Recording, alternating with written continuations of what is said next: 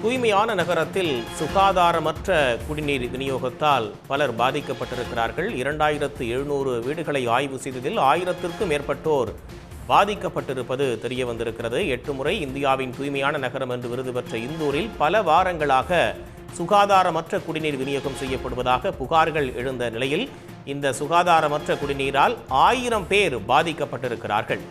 நர்மதா நதியிலிருந்து இந்தூர் மாநகராட்சியால் விநியோகிக்கப்பட இருந்த குடிநீரை பருகியதால் மக்கள் பாதிக்கப்பட்டிருக்கிறார்கள். பாதிப்புக்கு உள்ளான பஹிரபுத்மா மத்திய பிரதேச மாநில நகர்ப்புற மேம்பாட்டுத்துறை அமைச்சர் பாதிக்கப்பட்டவர்களை பார்வையிட்ட பாஜக அமைச்சர் கைலேஷ் இலவசமாக சிகிச்சை அளிக்க தனியார் மருத்துவமனைகளுக்கு உத்தரவிட்டிருக்கிறார். குடிநீர் குழாயில் ஏற்பட்ட கசிவு மற்றும் அதன் அருகில் உள்ள கழிப்பறைதான் இந்த பாதிப்புக்கு காரணம் என்று அறியப்பட்டிருக்கிறது.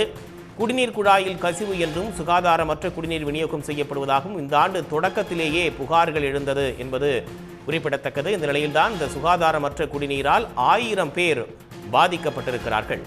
உடனுக்குடன் செய்திகளை தெரிந்து கொள்ள சன் நியூஸ் பெல் ஐகானை கிளிக் பண்ணுங்க.